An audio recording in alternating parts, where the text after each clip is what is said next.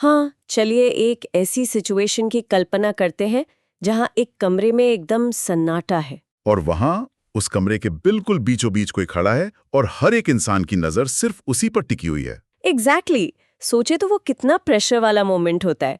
AC के ठंडक होने के बाद भी एक अजीब सी गर्मी लगने लगती है। हाँ, दिल की धड़कन बिल्कुल कानों तक सुनाई देती है। और आसपास देखो तो कुछ लोग जज कर रहे होते हैं, कुछ हल्का सा मुस्कुरा रहे होते हैं, जैसे उन्हें उस इंसान की क्षमता पर डाउट हो। बिल्कुल। और कुछ लोग तो पूरी तरह इग्नोर ही कर देते हैं, ये जताने के लिए कि वहाँ किसी की कोई अहमियत ही नहीं है। ये एक ऐसा बायोलॉजिकल और साइकोलॉजिकल प्रेशर है जिसका सामना हम सब ने कभी ना कभी किया ही होगा। सही कहा। चाहे वो कोई बड़ा प्रेजेंटेशन हो या किसी अजनबी से पहली मुलाकात या कोई ऐसी जगह जहां खुद को साबित करना हो। ऐसे में इंसानी दिमाग का जो पहला इंस्टिंक्ट होता है ना, फाइट और फ्लाइट मोड। हाँ बिल्कुल वही। दिमाग फौरन फाइट और फ्लाइट मोड में चला जाता है। बस एक ही इच्छा होती है कि किसी तरह खुद को छोटा कर लें या किसी कोने में छिप जाएं जहां कोई देख ना पाए। राइट। लेकिन यहीं पर एक सबसे बड़ा सवाल खड़ा होता है जो एक आम इंसान को एक अल्फा से अलग करता है। ऐसे क्रिटिकल मोमेंट में रिएक्शन क्या होना चाहिए? क्या उस प्रेशर के आगे घुटने टेक दिए जाएं या फिर बिना किसी माफी के, बिना किसी अपॉलॉजी के उस कमरे की एनर्जी को अपने कंट्रोल में लिया जाए? और यही हमारी आज की चर्चा का मेन मुद्दा है। आज हम जॉन विंटर्स की किताब अल्फा माइंडसेट के कोर प्रिंसिपल्स की गहराई में उतरने वाले हैं। हाँ, और शुरुआत में ही हम एक बात बिल्कुल साफ कर देना चाहते हैं। ये इंटरनेट पर चलने वाला कोई खोखला मोटिवेशन नहीं है। बिल्कुल नहीं। ये कोई चीजी स्पीच या वो जो आजकल सिग्मा मेल ट्रेंड चल रहा है उसके बारे में नहीं है। ये ह्यूमन साइकोलॉजी, न्यूरोबायोलॉजी और हमारे एक्शंस का एक बहुत ही सॉलिड ब्लूप्रिंट है। मिशन ये समझना है कि कैसे हम अपने अंदर की डर को बायोलॉजिकल लेवल पर न्यूट्रलाइज कर सकते हैं। सही कहा। और कैसे एक अनब्रेकेबल कॉन्फिडेंस बनाया जाए और अपने पर्सनल या प्रोफेशनल रिश्तों में एक जेन्युइन रिस्पेक्ट हासिल की जाए। ये जानकारी सिर्फ सुनने के लिए नहीं है, इसे आज से ही लागू किया जा सकता है।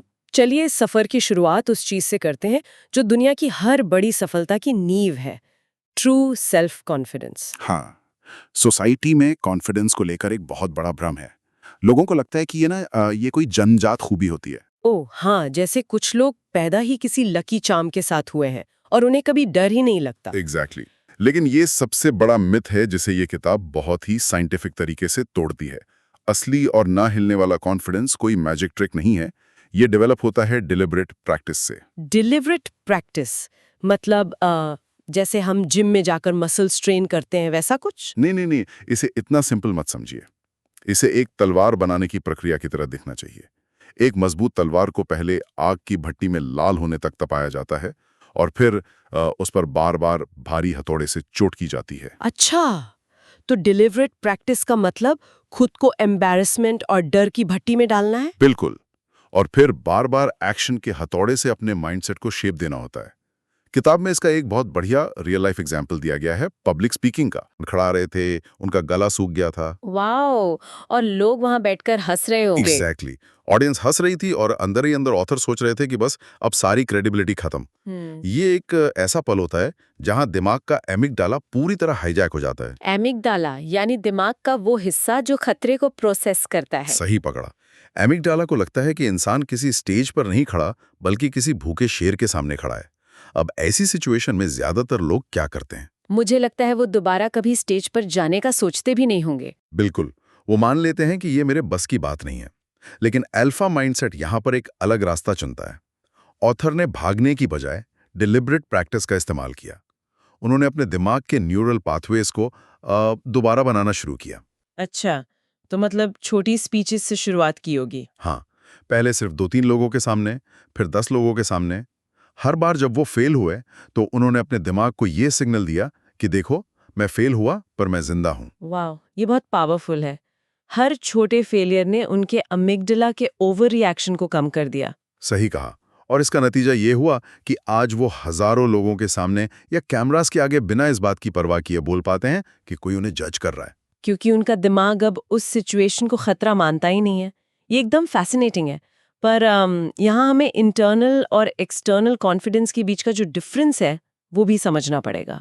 हाँ, ये बहुत जरूरी पॉइंट है। आजकल fake it till you make it का बहुत बड़ा ट्रेंड चल रहा है। लोग सिखाते हैं कि अपना चेस्ट बाहर रखो, आई कांटेक्ट मेंटेन करो और अपनी आवाज को भारी रखो, है ना? पर देखा जाए तो ये एक्सटर्नल टूल्स तभी तक काम आते हैं जब तक अंदर से फाउंडेशन स्ट्रांग हो। एग्जैक्टली। ह्यूमन ब्रेन एक highly evolved pattern recognition machine है। अगर इंटरनल फाउंडेशन कमजोर है, अगर कोई अंदर से डरा हुआ है और बस बाहर से कॉन्फिडेंट दिखने की एक्टिंग कर रहा है, तो लोग उस मिसमैच को फौरन पकड़ लेते हैं। हाँ, क्योंकि चेहरे के माइक्रो एक्सप्रेशंस या आवाज की हल्की सी कांप-कपाहट छिप नहीं सकती। लोग उन स्ट्रेस फेरोमोन्स को अनकॉन्शियसली रीड कर लेते हैं। बिल्कुल। फेक कॉन्फिडेंस सस्टेनेबल नहीं होता, वो जल्दी टूट जाता है। लेकिन जो रियल कॉन्फिडेंस होता है ना, वो साइलेंटली डेडली होता है। उसे जोर जोर से चिल्लाकर या एग्रेसिव होकर अपनी पावर साबित करने की जरूरत नहीं पड़ती। सही कहा, शांति ही सबसे बड़ी ताकत होती है।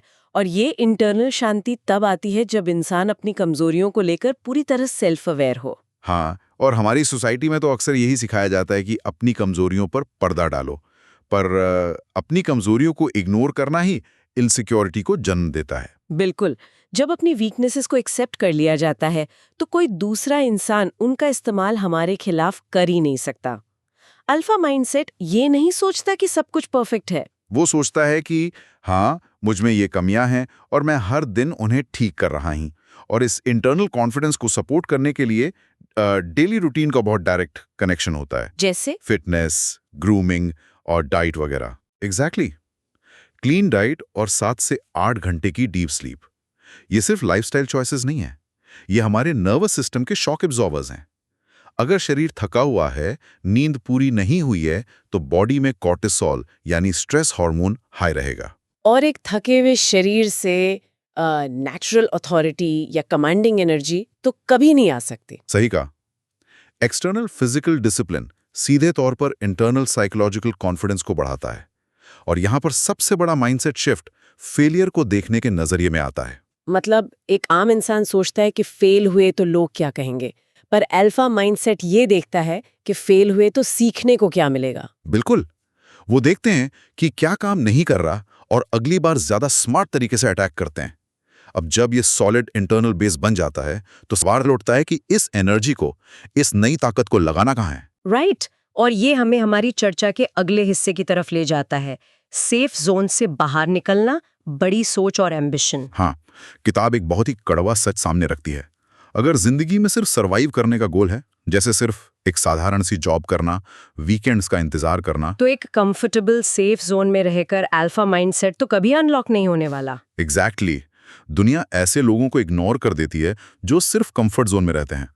अगर कोई बड़ा गोल नहीं है, तो लोग किसी और के बड़े गोल का हिस्सा बनकर रह जाते हैं। और एक बहुत शॉकिंग फिगर है कि 90% लोग किसी बाहरी खतरे या पहाड़ जैसी मुसीबत से फेल नहीं होते, अपने ही सेल्फ डाउट की वजह से पीछे रह जाते हैं। वेट, सच में 90%? हाँ, वो उस चीज से डरते हैं जो अभी तक हुई ही नहीं है, बस सोचते रहते हैं। ये तो बहुत अजीब बात है। पर बड़ा सोचने का मतलब सिर्फ ख्याली पुलाव पकाना या मोटिवेशनल कोट्स पढ़ना नहीं होता ना। बिल्कुल नहीं। इसका मतलब है अपनी एग्जिस्टिंग रियलिटी को एक नए विजन के साथ रिप्लेस करना। विजन सिर्फ फ्यूचर की कोई धुंधली तस्वीर नहीं है। न्यूरोलॉजिकली देखा जाए तो ये दिमाग के रेटिकुलर एक्टिवेटिंग सिस्टम यानी RAS को एक नया टारगेट देता है। ओह, मतलब RAS एक इंटरनल मैप की तरह काम करता है। हाँ, ये हमारे फोकस को इतना शार्प कर देता है कि डेली लाइफ में वो अपॉर्चुनिटीज दिखने लगती हैं जो पहले इनविजिबल थी। पर सोर्स मटेरियल की एक लाइन यहाँ बहुत रेलेवेंट है, एक्शन के बिना सपने देखना बेकार है और विजन के बिना एक्शन करना समय की बर्बादी है। बहुत डीप बात है ये, क्योंकि कितने ही लोग होते हैं जो सिर्फ प्लानिंग करते रहते हैं और एक परफेक्ट मोमेंट का इंतजार करते हैं। सही कहा। लेकिन अल्फा माइंडसेट वाले परफेक्ट मोमेंट का वेट नहीं करते। वो इम्परफेक्ट एक्शन लेते हैं और रास्ते में चीजों को ठीक करते जाते हैं। मैसिव थिंकिंग के साथ मैसिव एक्शन जरूरी है। पर यहाँ एक रियल वर्ल्ड प्रॉब्लम आती है। जब कोई अपने कंफर्ट जोन से बाहर निकलकर कुछ बड़ा सोचता है, तो दुनिया कैसे रिएक्ट करती है? लोग अक्सर हंसते हैं, है ना? बिल्कुल। वो कहते हैं प्रैक्टिकल बनो, ये इम्पॉसिबल है। और इसका कनेक्शन हमारी एवोल्यूशन से है। इंसानों को हमेशा अपने ट्राइब या कबीले के अप्रूवल की जरूरत रही है। सदियों पहले कबीले से बाहर निकाले जाने का मतलब मौत होती थी। शायद इसीलिए एक्सटर्नल क्रिटिसिज्म इतना दर्द देता है। एग्जैक्टली। लेकिन अल्फा माइंडसेट इस पुराने एवोल्यूशनरी कोड को हैक कर लेता है। जब कमरे में हर कोई क्रिटिसाइज कर रहा हो तो एक आम इंसान पीछे हट जाता है, पर अल्फा माइंडसेट वाला इंसान बाहरी वैलिडेशन को पूरी तरह इररेलेवेंट मानकर आगे बढ़ता है। क्योंकि उन्हें पता होता है कि उनके गोल्स आम सोच वाले लोग समझ ही नहीं पाएंगे। उन्हें किसी की तालियों की जरूरत नहीं होती। हाँ, पर इसमें एक बहुत ही बारीक लाइन है। बड़ा सोचने का मतलब ईगो या एरोगेंस पालना नहीं है। सही कहा। इनसिक्योरिटी को एटीट्यूड का नाम देकर दूसरों को नीचा दिखाना गलत है। ट्रू एम्बिशन तब आता है जब पर्सनल गोल्स किसी लार्जर पर्पस से जुड़े हों। बिल्कुल, जब सपना सिर्फ खुद के पैसे या ईगो के लिए ना हो, बल्कि एक इम्पैक्ट या लेगेसी क्रिएट करने के बारे में हो, तब डर अंदर से गायब होने लगता है। और तब इंसान सच में अनस्टॉपेबल बन जाता है। पर जब हम डर की बात कर ही रहे हैं, तो इस मुद्दे पर थोड़ी और गहराई में जाना चाहिए। जब बड़े सपने होते हैं, तो फियर बहुत तेजी से हिट करता है। हाँ, पर डर कोई बुरी चीज नहीं है ना। ये एक नेचुरल सर्वाइवल मैकेनिज्म है। फर्क सिर्फ इस बात का है कि हम उस डर को अपना मास्टर बना रहे हैं या सर्वेंट। जो लोग सेफ जोन में रहते हैं, वो डर को एक स्टॉप साइन की तरह देखते हैं। जैसे ही डर लगता है, वो वापस मुड़ जाते हैं। लेकिन अल्फा माइंडसेट वाले उसे एक सिग्नल मानते हैं, एक कंपास की तरह। अगर किसी काम को करने में डर लग रहा है, बशर्ते वो कोई जानलेवा बेवकूफ़ी ना हो, तो इसका मतलब है कि कंफर्ट जोन के ठीक उस पार ग्रोथ है। ये तो एकदम नया पर्सपेक्टिव है। डर को रीफ्रेम करना ताकि वो पैरालाइज करने के बजाय ड्राइव करे। एग्जैक्टली। और पता है डर इंसान को पैरालाइज क्यों करता है? इसका सबसे बड़ा कारण है ओवर थिंकिंग। अगर फेल हो गया तो क्या होगा, इज्जत का क्या होगा? ये लूप दिमाग की सारी एनर्जी और डोपामिन चूस लेता है। सही कहा। ओवर थिंकिंग डर का सबसे बड़ा हथियार है, और इसको तोड़ने का सिर्फ एक तरीका है, इमीडिएट एक्शन। एक्शन ही वो इकलौता एंटीडोट है जो डर को न्यूट्रलाइज करता है। अगर सिर्फ सोचते रहेंगे तो डर एक दानव जैसा बड़ा हो जाएगा, पर पहला कदम उठाते ही वो एक छोटे से कीड़े जैसा हो जाता है।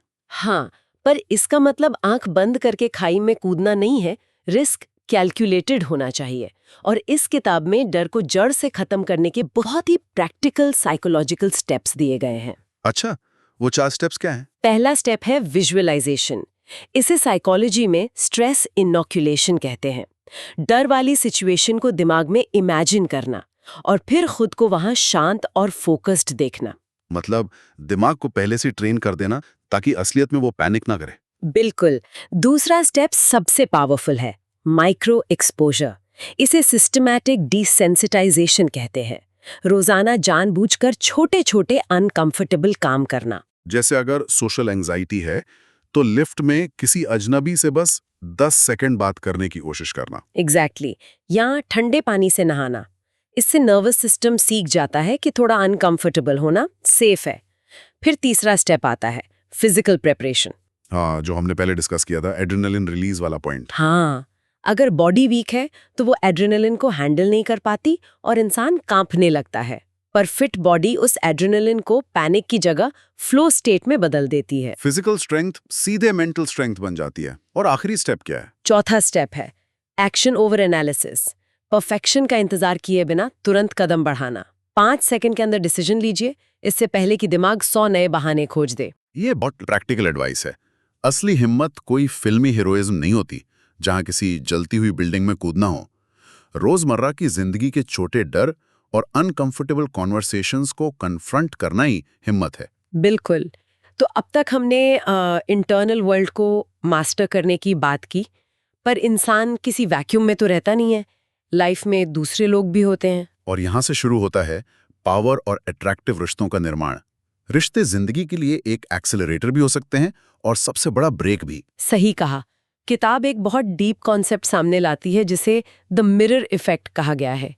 कोई भी इंसान लाइफ में रैंडमली नहीं आता। मतलब जैसी हमारी इंटरनल एनर्जी होती है, हम वैसे ही लोगों को अट्रैक्ट करते हैं। एग्जैक्टली। अगर लगातार टॉक्सिक लोग लाइफ में आ रहे हैं जो सिर्फ ड्रामा क्रिएट करते हैं, तो बाहर दुनिया को दोष देने की जगह अंदर झांकने की जरूरत है। इसका मतलब कहीं ना कहीं खुद के अंदर वो केओस और इनसिक्योरिटी है जो ऐसे लोगों को इनवाइट कर रही है। हाँ, बहुत कड़वा सच है ये। जैसे ही इंटरनल स्टैंडर्ड्स हाई होते हैं, सेल्फ वर्थ बढ़ती है, तो टॉक्सिक लोग खुद ब खुद लाइफ से कटने लगते हैं। और इन रिश्तों को बनाए रखने के लिए इमोशनल इंटेलिजेंस यानी EQ सबसे बड़ा हथियार है। अक्सर लोग सोचते हैं कि जो सबसे जोर से चिल्लाता है वही पावरफुल है। पर ह्यूमन साइकोलॉजी बिल्कुल इसका उल्टा कहती है। जो तुरंत ओवर रिएक्ट करता है, जिसका अपने इमोशंस पर कंट्रोल नहीं है, वो असल में सबसे कमजोर होता है। एक शांत रहकर सिचुएशन को ऑब्जर्व करने वाला इंसान सबसे ज्यादा खतरनाक और पावरफुल होता है। पर इसका ये मतलब नहीं कि कॉन्फ्लिक्ट्स को पूरी तरह अवॉइड किया जाए। बिल्कुल नहीं। पीपल प्लीजर बनना एक बहुत बड़ी कमजोरी है। सही तरीका ये है कि बिना किसी इमोशनल एक्सप्लोजन के शांति और लॉजिक के साथ अपनी बाउंड्री को डिफेंड किया जाए। सही कहा। और इस EQ से जुड़ा एक और मास्टर टूल है जिसे ज्यादातर लोग इग्नोर करते हैं, डीप लिसनिंग।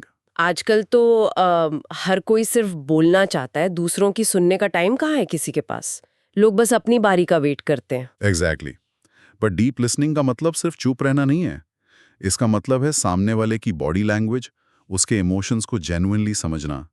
जब हम किसी को डीप लिसनिंग देते हैं तो उन्हें फीलिंग अंडरस्टूड वाली फीलिंग आती है, जो दिमाग की सबसे बड़ी भूख होती है। ये एक अनब्रेकेबल ट्रस्ट और रिस्पेक्ट पैदा करता है। और सबसे आखिर में आती है इमोशनल इंडिपेंडेंस। अल्फा माइंडसेट का मतलब अपने दोस्तों या पार्टनर पर हावी होना नहीं है। हाँ, दूसरों को कंट्रोल करने की कोशिश तो असल में अपनी इनसिक्योरिटी छिपाना होती है। ट्रू अल्फा अपनी सेल्फ वर्थ जानता है और स्ट्रॉन्ग बाउंड्रीज तय करता है। रिश्ते लाइफ का एड ऑन होने चाहिए, डिपेंडेंसी नहीं। सही बात है। और एक स्ट्रिक्ट रूल ये है कि एनर्जी वैम्पायर्स को कट ऑफ कर दिया जाए। अगर कोई सिर्फ एनर्जी ले रहा है, शिकायत कर रहा है, तो उसे बाहर का रास्ता दिखाना पड़ता है। ना कहना आना चाहिए, क्योंकि टाइम और एनर्जी बहुत कीमती है। और जो रिश्ते बचते हैं उनके लिए सिर्फ 3 पिलर्स काफी हैं: लॉयल्टी, पेशेंस और कमिटमेंट। ये हो तो रिश्ता हर मुश्किल झेल लेता है। बिल्कुल। तो अगर हम इस पूरी साइकोलॉजिकल जर्नी को सम अप करें तो सबसे बड़ा निष्कर्ष क्या है? सर, यही है कि असली ताकत, आजादी और रिस्पेक्ट हमेशा अंदर से आती है। बाहरी दुनिया का कोई भी प्रेशर, कोई इंसान या फेलियर किसी को तब तक कमजोर नहीं बना सकता जब तक वो खुद उसकी परमिशन ना दे। दिमाग ही सबसे बड़ा हथियार है और सबसे बड़ी जेल भी। पर यहाँ एक चेतावनी है, सिर्फ इस जानकारी को सुन लेना काफी नहीं है। हाँ, अप्लाइड नॉलेज ही असल पावर है। डेली डिसिप्लिन और माइक्रो एक्शंस के साथ इन्हें लागू करना पड़ेगा। अल्फा माइंडसेट कोई मंजिल नहीं, एक डेली प्रैक्टिस है। तो चलिए इस गहरे विश्लेषण को एक सवाल के साथ खत्म करते हैं। माइंडसेट ही हमारी डेस्टिनी तय करता है। तो इस डीप डाइव के खत्म होते ही जिंदगी का अगला एक्शन क्या होने वाला है? क्या वो पुरानी इनसिक्योरिटी और डर से तय होगा जो हमेशा रोकते आए हैं, या फिर उस नए अल्फा माइंडसेट की बुनियाद पर खड़ा होगा जिसे आज जगाने का फैसला किया गया है? उस कल्पनिक कमरे में जहां सब देख रहे हैं, वहां अगला कदम क्या होगा? चॉइस हमेशा हमारी होती है। आज की इस गहराई भरी चर्चा में बस इतना ही। सीखते रहिए और आगे बढ़ते रहिए।